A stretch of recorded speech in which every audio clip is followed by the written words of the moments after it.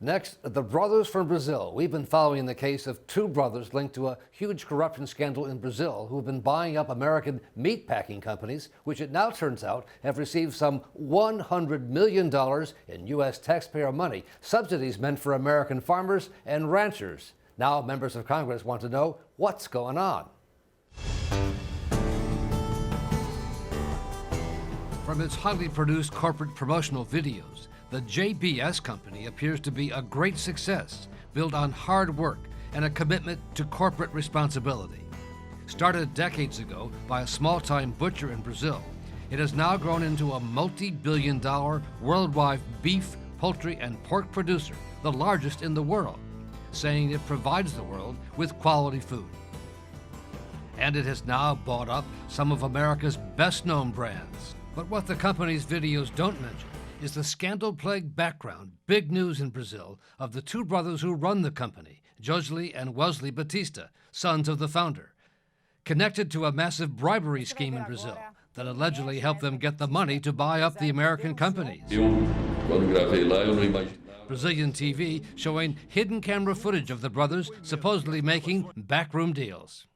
JBS is currently under investigation by the Department of Justice for potential violations of the Foreign Corrupt Practices Act. This is because the Batista brothers, the leading shareholders, have admitted to criminal acts, numerous criminal acts, consisting of the bribery of thousands of Brazilian government officials to obtain illicit loans from Brazil's national bank.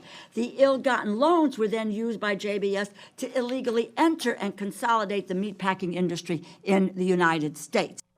Questions about the company came into a sharper focus when it was revealed the company had received tens of millions of dollars in U.S. taxpayer money that President Trump said was meant to help American farmers hit hard by the trade war with China. So we will ensure that our farmers get the relief they need, and very, very quickly.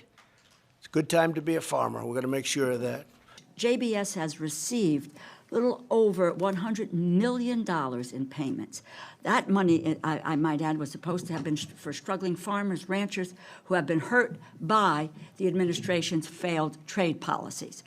In a statement to Brian Ross Investigates, the company said it has, quote, fully cooperated with all relevant authorities in a transparent manner regarding past events, unquote. And it says it is an important American employer, providing more than 60,000 jobs and partnering with more than 11,000 farmers, ranchers, and poultry producers. But its critics say that doesn't change the facts of its illicit behavior. So you're saying this is a corrupt company and these are the fruits of a poison tree, really? These are the fruits of a poison tree. That's exactly right, Ryan. And no one should be able to profit from ill-gotten gain. Not in the United States. You may get away with that in Brazil or in other countries, but you should not get away with that in the United States. Farmers and ranchers are being harmed, consumers are being deceived, and it's all been brought about because of the illegal activity that was conducted in Brazil. Joining us now for more on this is Angela Huffman. She's the executive director of a group that represents 250,000 individual farmers and ranchers called the Organization for Competitive Markets. And Angela, thanks for being with us tonight. Tell me, is the upset that you have about this situation because the brothers have this background with corruption in Brazil, or because corporations are getting all this money? Well, the USDA has promoted this program to taxpayers as a bailout for America's farmers. Yet a Brazilian corporation is of those funds. It's not fair to our taxpayers nor our farmers. But the fact is, all corporations are eligible for this money. Then the company told us they have to sort of get the money to be part of the program to provide food and be part of the market here. Mm-hmm. That's right.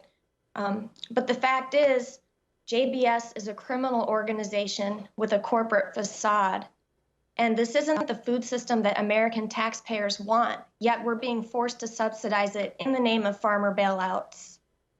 And there are also questions that are being raised in Congress about the safety record of this company.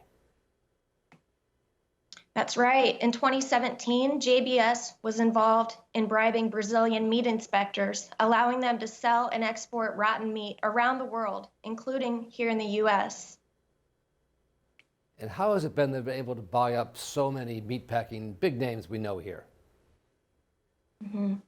Well, through these taxpayer bailouts, JBS has profited on the trade war with China.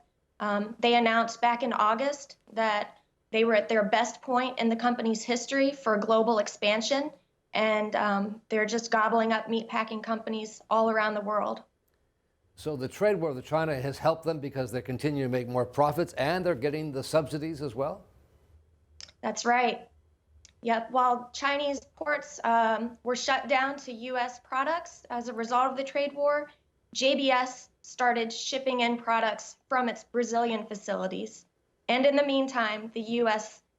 Funneled $100 million into JBS in the name of U.S. farmer bailouts.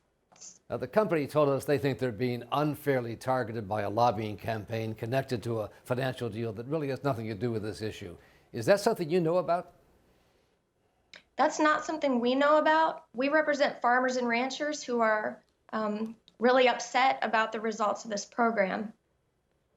And how do the farmers and ranchers, what do they say to you about this program and how it works?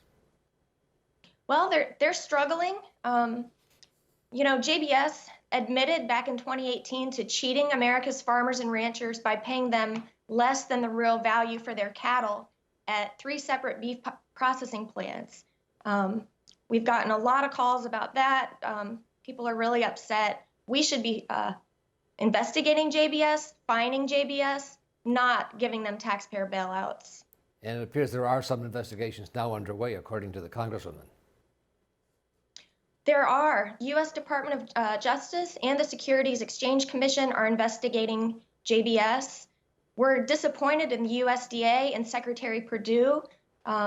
Just last week, Perdue let Congresswoman DeLauro know that he was declining to investigate and not putting the bailout money on hold in the meantime.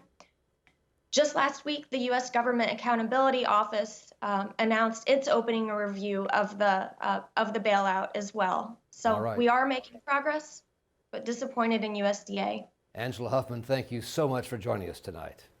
Thanks for having me, Brian. Up next, our shout out, the reporter taking on local officials who he says have been purging thousands of people from the voter rolls when we come back.